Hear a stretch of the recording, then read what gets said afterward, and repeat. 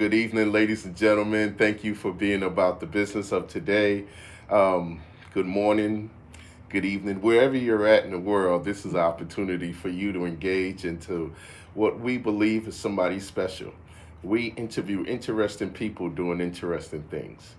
And this interesting lady next to me is an author. Her name, for you that are familiar with her, is Jackie. But this is Miss Jacqueline Harris, and she is promoting her book, which is an opportunity for you guys to become involved in her life. It's Raising Pickney, Finding Me. It is this, the little Pickneys, the little ones that just run around everywhere and just get into everything. She's going to talk about the raising of one of hers, Two. two of hers, Two of mine. and then the transition from this American raised children to this Jamaican homeland, Yes. and how all of that transpired, how it came together, how it's coming together, and for the future of this family that you're going to get acquainted to, and you're going to get a chance to get to know through the words on the book and the opportunity to that she is taking to share it with you. So, how you doing? I'm doing well, thank you. Thank you for coming and being a part of our afternoon. This is a wonderful thing because one thing that we have is you guys that are authors. You get to share your experiences within these pages. Now, we're going to start from your kind of beginning. And what were you doing? What were you doing before you thought about being an author? What were some of your occupations or some of the things that you may have volunteered or been a part of? Well, I grew up in the Worcester community. I grew up here in Worcester. I went to the old Dick Street School that is no longer there. So those who are really from Worcester remember that. It's way back. I'm dating myself. So I grew up here and went to school here. I met my husband here, who is from Jamaica. We had met and we had talked about our different cultures. He's from Jamaica. I was from here. Originally born in South Side of Chicago. Okay, whoop whoop, South Side. South Side, yes. South Side. So we had talked often about our children. I was a nurse. I went to Quincy. Okay. Went to Quincy, got my associate's degree, became a nurse. Did a lot here in the city. I was started off like most of us. I was a nurse's aide. I was a candy striper back in the 70s. Okay, all right. I'm going way back. Wow, there used to be these Yes. dances where they had the candy stripers and the police officers, the candy dances, or whatever they were called. Yes. But I was in the hospital, working Yeah. as a candy striper. I always wanted to be a nurse. Okay. I had some medical issues when I was growing up. I had scoliosis. Those who know me remember the big brace I used to wear. And I always wanted to be a nurse because I wanted to be kind to people. I wanted to treat people. And so I went to Quincy, got my associates, worked in various places. Okay. My husband was a construction worker, and so we had decided to, start raising our daughters here. He ran into a lot of racism. Okay.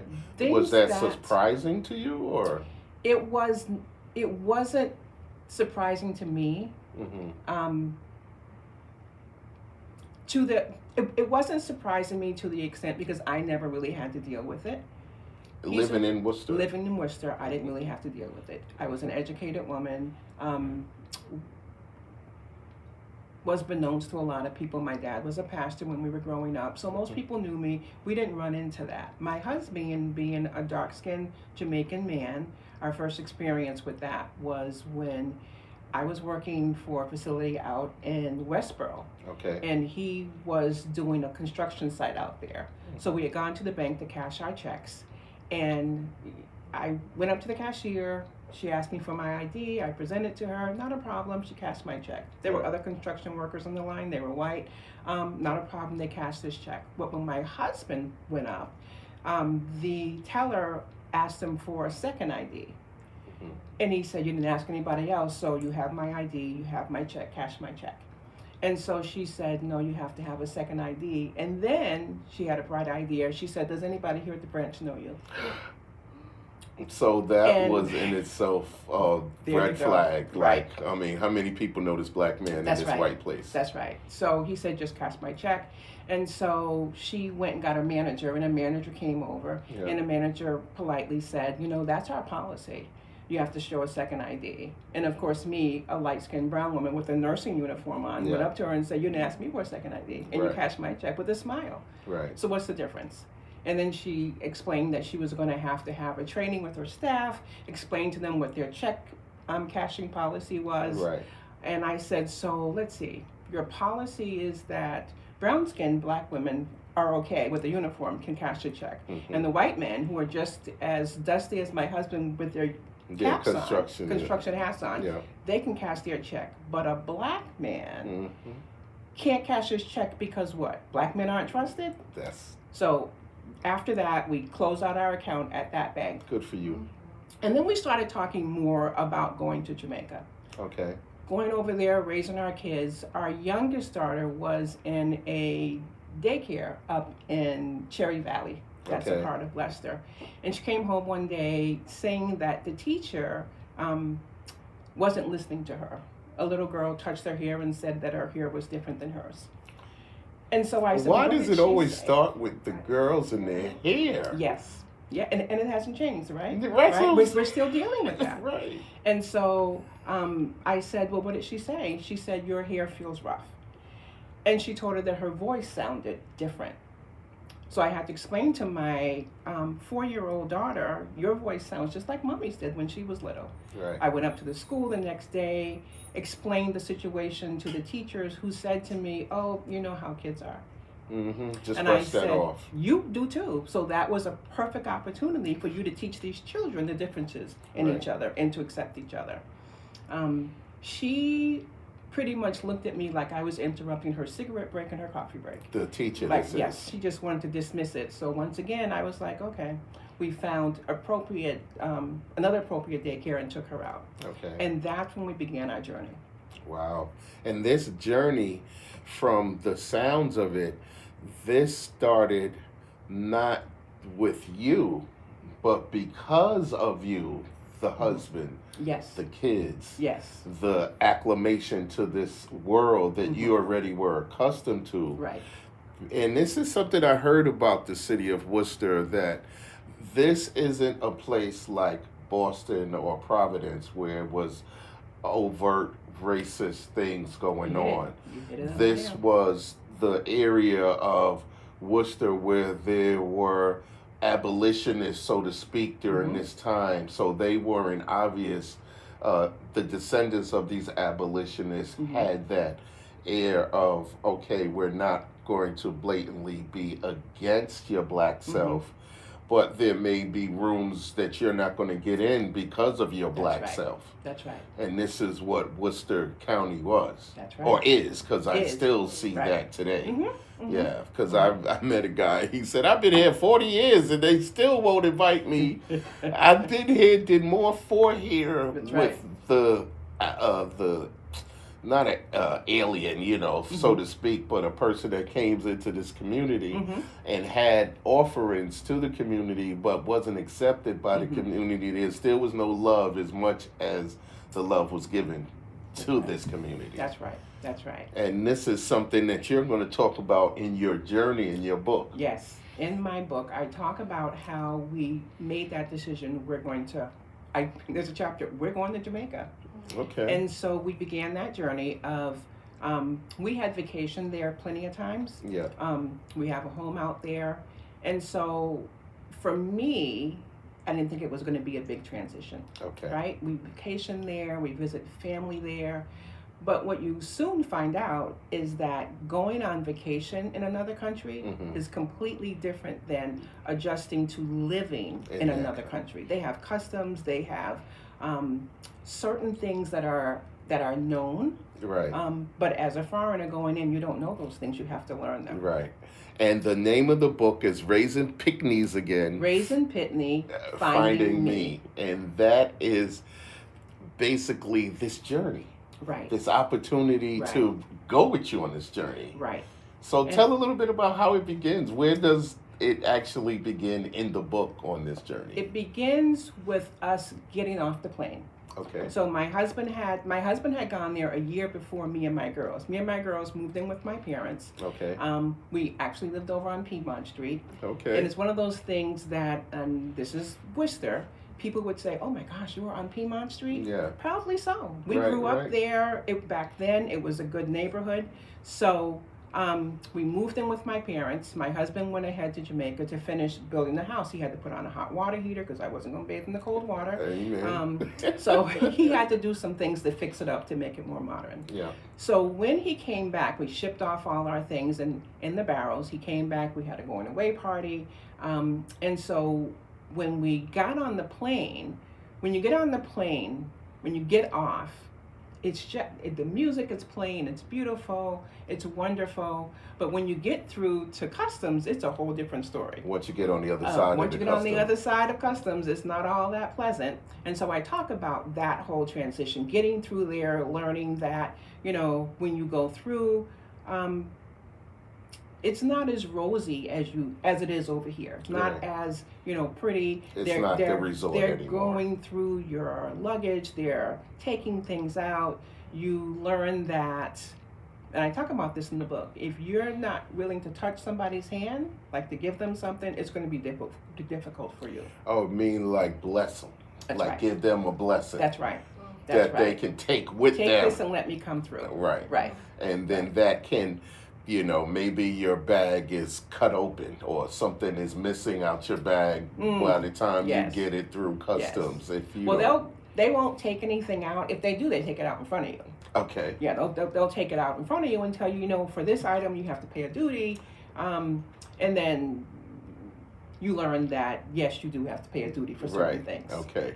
So we get to our new home, and it is surrounded with family, in a lot of different cultures. Families all live together. Okay. And so we had family out there. My children, they were 6 and 7 when I went out there. So I explained to people when they say it must have been a hard transition for you and your girls. Right. It wasn't for my girls because they grew up there. Okay. It was me who had to find out about the customs and how I had to accept certain things. Okay.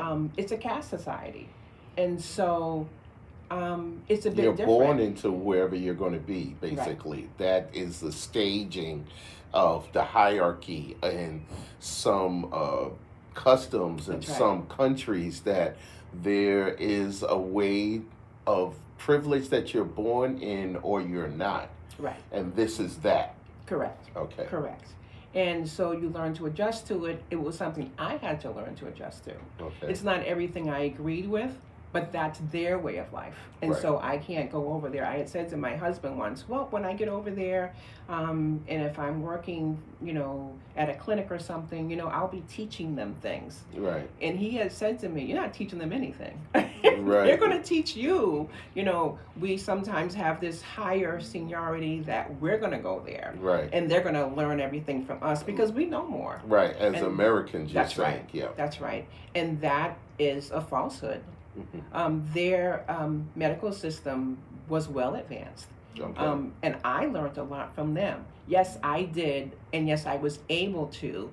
In the part of the country that I worked, I was able to teach preventative medicine. Okay. I wasn't in Kingston. I wasn't in Montego Bay. I was up in the country. So I was able to teach preventative help. And, it wasn't easy because going there, you're a foreigner. And so number one, they don't trust you because you're a foreigner. They weren't accepting you as Right. readily as you may have thought. Like, I'm here to save the day. Yes. I can train and teach, and I'm bringing all of this to you. And they're like, yes, nurse, but yeah, you we don't got understand. this. We got this. We got this. We got this. Yes, Yeah. yes. A big saying was, yes, nurse, you don't understand. No. Oh, no. Oh, no. So it was me learning to work with them Okay. and them working with me. So it was wonderful. I loved it. Mm-hmm. The part that was hard was that the school systems are different than ours. Okay. People here, a lot of people here believe that, that's a third world country and they're not as advanced. But the school system is much more advanced over there than it is here. That is good to know because sometimes people feel, and I've seen this because I worked with the individuals who come across and they send them to adult basic education or a GED program, and they come over here. It's not that they like math; math universal. They know that the wording and sentence structure throws them off. It's different, yes. Because that piece is different, but they know phonetically the words and they know the vocabulary definition of the words. They just sentence structure wise, sometimes they can't formulate the way, 4 paragraphs, 5 paragraphs, whatever the structure is. But when they learn that, they're more academically sound on paper than what you would think because of the way they talk. May have the accent or may have the the was it patois, the ways of saying things that are just you can't understand them, so you don't think they know anything. Correct. That's our misconception. Because people, and it's from different countries, people come over and they have an accent, so we assume, oh, they don't really understand. Right. It's us who don't understand. Right. And so once again, whether it's someone coming here or someone going to a foreign country, you have to learn to adapt. Right. And you have to learn what is the language, how do you speak, what is that structure. And so the customs I had to learn was, first of all, they drive on the other side of the road. Okay. And so I had to learn how to drive not only on the other side of the road, I had to learn how to drive real fast. I take it they keep a heavy foot. Because they have 2 speed limits up in the country where I was. It was fast and faster. That's it. And they told me, basically, nurse, you got to keep up. Because I was driving, taking my girls up to school, and I was driving. And at first, they gave me a bly. They were like, okay, listen, we're going to let nurse be here for a little while. But then after that, you keep up or come off the road. Because really? We got a job to do, and you can't hold us up. But the taxi drivers taught me how to drive. I learned how to drive those country roads from them. Okay. The roads are very narrow. And what we would consider a one-way street was definitely a it was a two-way street. Yes. Wow, that must have been a challenge. Yes. It must have been a rewarding experience once you mastered it. Once I mastered it, I was going into Kingston. I was driving everywhere. Okay. So a part of just mastering the roads, what about the life, the culture, all of this embedding that you're doing with yourself and your family into this culture? So one of the wonderful things is that here we talk about farm to table. Okay, right? yeah. I would go out, I would get up in the morning, on a Saturday morning. We live next to what's called Linstead, a town called Linstead. There's a song about Linstead Market. And so I would get up, I'd have my big crocus bag, I would go into Linstead, and I would go and buy my fresh fish. I'd buy my vegetables. I learned how to haggle with the best. Okay. And it took a while. First of all, because of my accent. Right. My accent was different. So I had to learn. After a while, you do get the twang, but I had to learn. And so what I did was I befriended a couple of women who helped me. Okay. And they would tell me who had the best vegetables, who had the best fish. And so that's how I learned to haggle. And then I knew how to talk after a while. Right. I knew how to talk. I would go and I would get my groceries. And then I would stop the vendors all along the road. The food, the smell, the aromas, it was just magical. Like it would just dance around in your head. Like as soon as I finished, I'm going to buy this. I would buy box lunches and bring them back home for us to eat. Okay. It was just magical. So it's a lot of walking. Yeah. I would take a taxi into Linstead because it's too crowded to drive down there. There's no place to park. Okay. So I would take a taxi into town, into Linstead. I would get out. I'd go up and down the different roads and get what I had to get.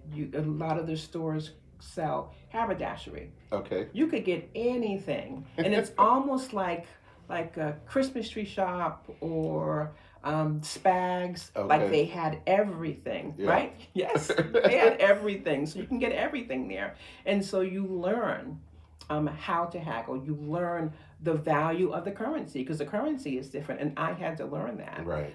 It wasn't easy, but I had to learn it.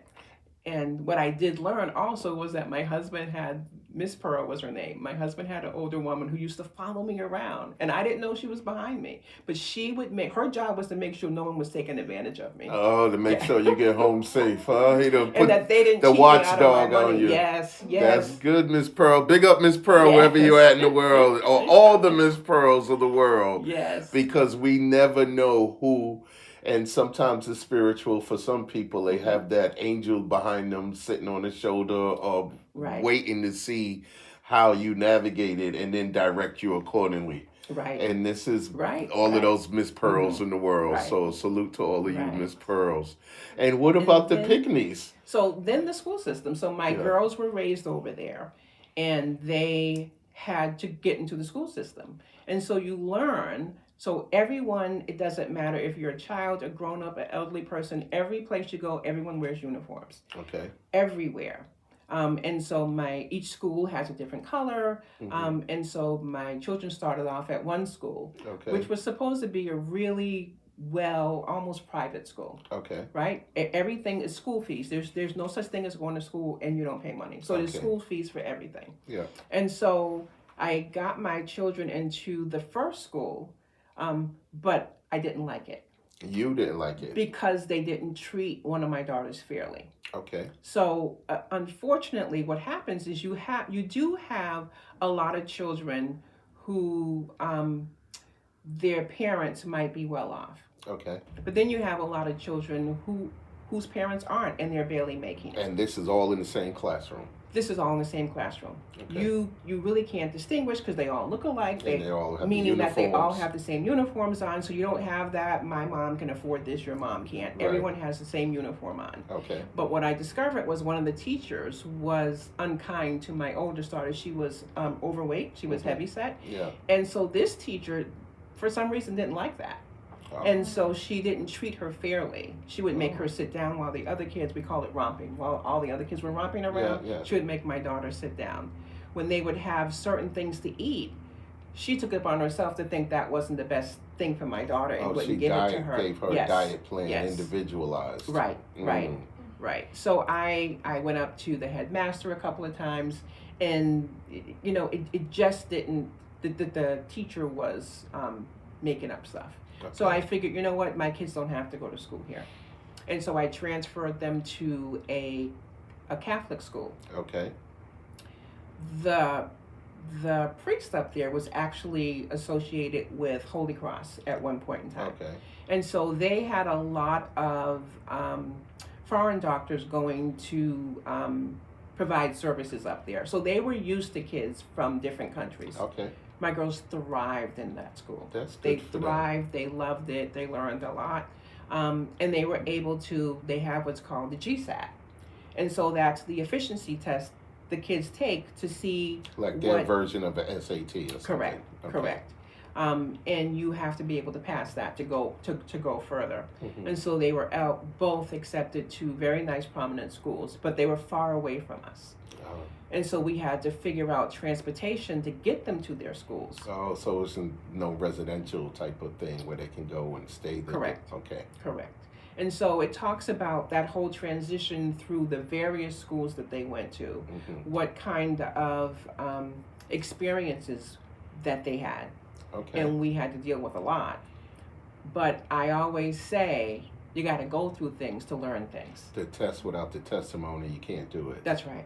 That's right. And this is an opportunity for you to share when this launch is going to be. It's going to be in Worcester, Yes. Massachusetts. So the launch of the book is going to be at Clark University Mhm. on Saturday, September 6th. Okay. I have a flyer that's out there that names the hall. I can't pronounce it correctly, so I don't want to. So it's at Clark University Student University. Engagement Center. Correct. There you And that's go. where we're going to And send that's them. where, yes, it's going to be from 1 to 3. I'll be doing the book signing. I'll also have books there, so if people want to purchase the books there, they can. Some people have already ordered their books online. Okay. And we're going to Um, put a link up for you guys so that way we can share with you the opportunity to get the book before the September 6th date, and you could bring it and have it autographed there. mhm. Some of the books, so this is the tricky thing, right? The book is on Amazon. I've already ordered a large amount of books they have here Yeah. because that's the tricky thing. Coming from North Carolina to come here, I wanted to make sure that That I you had have the books physical here. copies, right? So I have copies mailed here. So anyone, a lot of people have already ordered books, Yeah. so they know that they can pick them up at Clark and I can Oh, sign them okay. for them. Wow, that's good Yes. because not only are you engaged with your audience, you also have them engaged, purchasing, Mm-hmm. showing up. Right, right, right. That's a trifecta Mm-hmm. because that's what a lot of people want. They want, let's say, a pre-sale. Mm-hmm. Right, I right. want to meet you, Mm-hmm. and then I'm gonna give you something to go home with, which is my autograph, Right. which will increase the value of your book. There you go. There you go. There Okay, you somebody go. knows some Yeah. business things over here. Why go on? Why go on? Yes, But this yes, is what yes.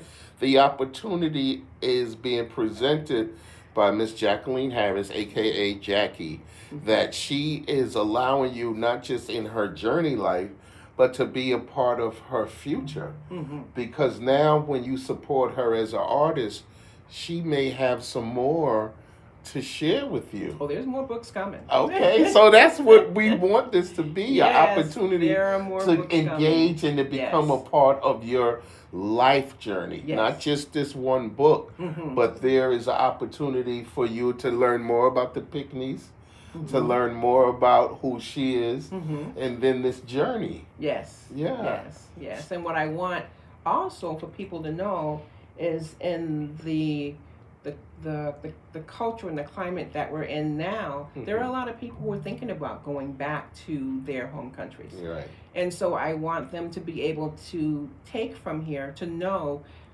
some of the things that are involved in returning to your home country and some of the things that you're going to have to prepare for before you get over there. But it can be done. Okay. It can be done. And one of the things is what? Like a particular thing that. So you have to contact the various embassies. Depending on where you are in your life journey, if you've got small children, you have to think about getting their documents together, getting their transcripts together. If you're thinking about going to work in the country you're going to go to, you have to find out what's involved in that. Okay. What kind of documents do you have to provide? Right. What kind of credentials are you Correct. bringing, and Mhm. maybe not accepted? They Mhm. may have, because I know here when there's individuals that come over here from schools, Mhm. they have to go back into a high school again sometimes, and they have credentials saying they graduated, but it doesn't equate to what we Yes. call a graduate Well, that's level one of the student. problems I ran into when we came back here. So when we came back to America, my girls were teenagers. They were going Okay. in high school. And so when we came back here, they went to Doherty. Okay. But what happened was they wanted to put them both back a grade. Mm, I was like, absolutely not. Right. My girls are much more advanced than a lot of the children here. right. And so my mom, who has since passed, was like, absolutely not. I want you to do some tests, see where they are. And of Right. course, they were well advanced. Mhm. Mama wasn't playing, so she was Yeah. like, nope, you're going to test these girls, see where they are. They both graduated with honors. They got scholarships. One went to Bethune-Cookman, one went to UMass Amherst. Okay. And they've done well because they were prepared. Right. They were prepared, and I prepared them. I will say the difference between going to school in Jamaica and going to school here, they didn't have to wear uniforms here. Okay, so And there's a little so- freedom to them. Did that disrupt the house? It was a freedom they weren't used to, so they didn't even realize they weren't going to have to wear uniforms. Oh, okay. And so it's a very disciplined country. Okay. Every child never calls a person by their name. It's sir or miss. And so when my children came here, people would say, wow, they're so disciplined. Well mannered. But they had a problem that the children here were indisciplined. Oh, And so so they that were. was hard That for was them. looking at it. Why are you acting like this? Right, right. And I know my oldest daughter was like, I just want to get out of high school because this here is a mess. I just want to get, this is, But Yes. that is good to know and to see, and to actually maybe help our educators when they hopefully they hear and see this segment to understand that it goes both ways. Right. That in receiving these new students from other countries, Mm-hmm. they have a way of dealing with things.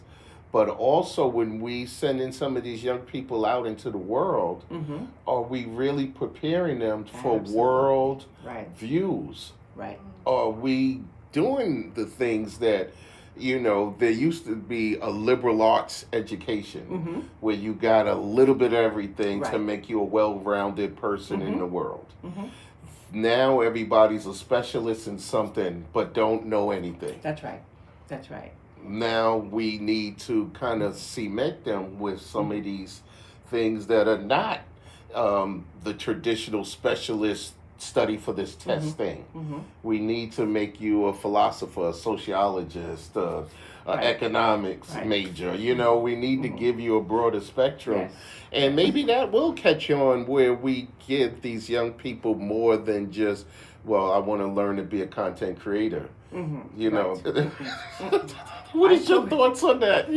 I told my daughter, so I was fortunate when I raised my daughters in Jamaica. We Yeah. didn't have that whole internet, social influencer. Yeah. I was able to raise my daughters with this positive attitude of these beautiful black young girls who were going to grow up to be beautiful black young women one day. Okay. So I was able to every day affirm how beautiful they were, how Yeah. smart they were. They didn't have the internet saying, "Oh no, You're too skinny, yes, you're too too big, fat, you you're have to too do this, this, you you have to do wear this that. makeup, Yeah, you you have got to to do that." bleach your skin, Right. you got to do this Right. and that and the others. So Yeah. we had none of that. And I explained to my daughters when they were coming back here, I said, when we go back to America, which they did not want to come back here, they wanted to stay in Jamaica because they, they made their high school friends. And I said, when you come back to America, it's going to be like a big MTV movie. The kids are going to dress improper. They're going to speak very disrespectful, and we're Yeah. not going to have any of that here. Okay. But they didn't have it out there, and they weren't going to come to it here. And now, how long has it been since they've been back? They've been back. They came back here in 2005. Okay. Now, how have they been since they have come back? Have they taken on those traits, or have Absolutely they? not. They Okay. have stayed. They have stayed the disciplined young Stayed women the that they course. were. Okay. They're very, very poised. Yeah. They're very educated. Okay. They don't put up with foolishness. Yeah. My oldest daughter here has my granddaughter here who's in kindergarten, Mhm. and actually her first day of kindergarten was not very pleasant. Mm. And so my On daughter, the child's part or the environment? on the child's part and on the teachers not really doing what they should have done to accept this child into kindergarten. Okay. And so my daughter, being like me, being like my mother, was right up there first thing this morning. Not going to take it. That's right. Not going to take it. And that's what I was going to ask about. Yeah. If we're not as parents and as a community, we are a community. We have our churches, we have our civil groups. We have to make sure we're looking out for our children. Right. And if we're not there supporting each other, then our children are going to be left behind.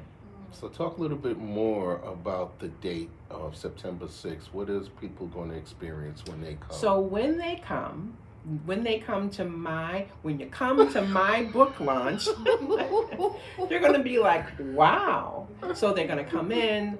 We're probably going to have some hors d'oeuvres there. I'll be doing some readings from the book. Okay. I know that there is a speaker who's going to be introducing me and giving them a little bit of my bio. Okay. And so people are going to be able to come and ask questions, and we're going to be able to talk throughout the launch. Okay. Questions. If you have questions about things, if you have a particular part in the book that you've read, and you want to know more about that. How did that come about? How did you deal with that? Right. What was the finality of that part of the book? I'm there to answer questions about that. Okay. And then in this back and forth exchange, the idea is that this is just the beginning. Right. This is an introduction to me. Mm-hmm. This That's right. now has potential. One of the things that I've learned when you talk to certain people in the entertainment world, they'll look and say if you got legs, Mm. if your project can walk Right. past you, Mm-hmm. can run past you. Mm-hmm. From what this is to where I want to see it, Right. does it have enough legs to do it? This Now, got enough legs. okay, all right, all This right. got enough legs. Let- I am ready. Uh-huh. I am ready. I am ready for you to meet Jacqueline Nurse Harris. I am ready. Okay, all right. Tell I them am ready. the date again, the place. Date is September 6th, Saturday. This Saturday, September 6th, up at Clark University from 1 to 3 o'clock. Okay, Student Engagement Center. Student Engagement Center. You can come if you've already gotten the book. You can bring your book, but if not, the books are there. I will sign them for you. Yeah. Purchase and then Purchase sign. and sign. Purchase and sign. Purchase and sign. Yes, yes. And And this- if they want to order more, then they can order more. And this is opportunity, guys. This is all that is opportunity to get to know Nurse Jackie, Nurse Harris, Miss Jacqueline Harris, all of these monikers that she has and above. Yes. This is an opportunity for you to get into this space where she's at. This is a curated space. She's putting this together. She has an opportunity to share with you her life journey, her Pickney's life journey, and then to see what you can share with her. Maybe about what you have gone through in life. So that way the exchange is even keeled. So we have a dialogue and you have an engaging afternoon. It's only a couple of hours, but you can learn a lot. And this is opportunity to learn who Jacqueline Harris is on her journey. The name of the book is Raising Pickneys, Finding Me. Right. And this is an opportunity for you to become involved with her. So this growth that we're having right now with families and people leaving or wanting to leave the country and go back home, find out what it was that brought her back home. And now she's back in America, what brought her back here, and what she can give you for both sides of the coin because she has lived it. Yes. And it also might inspire other people to write their journeys. Yes. A lot of people are frightened. Oh, I could never write a book. But you'd be surprised. Right. We all learn that, as you start to write, it was cathartic for me. As you start to write, more things come to you. Okay. So people can write a book. Yeah. Any questions they can ask me. How did you do this? Were you frightened? Yes, I was, but I knew I could do it. Right, right. And a lot of times I'm in this mix right now where you want to find somebody that's going to publish a book. You might can talk to her and she can give you a lead, or maybe somebody, name dropping, and that sometimes gets you in the door. And then once you're in the door, you're in the room, you get to make a decision, and whatever you negotiate is what you get. So remember that part too. Don't just take anything. Negotiate with what you want to get what you want. That's right. And this is real life stuff. Right. Again, Saturday, September 6th, Student Engagement Center, Clark University, 1 to 3 o'clock, Worcester, Massachusetts. It's opportunity to get involved with what you can become a social partner, a professional partner, an engagement partner, somebody that can partner up. And the idea is that you have something and somebody else has something y'all both can share. That's right. We can all learn from each other. I was going to say any last words, but that's it. We can all learn from each other. Thank you, Yes. ladies and gentlemen, for being part of our morning, afternoon, evening, wherever you are at this time of the day. Thank you for being with us, and we appreciate you spending the time with us. And we appreciate you spending the time with us. Having me. And we appreciate all of the people that came in and our studio audience for Yes. spending time with us. So thank you guys.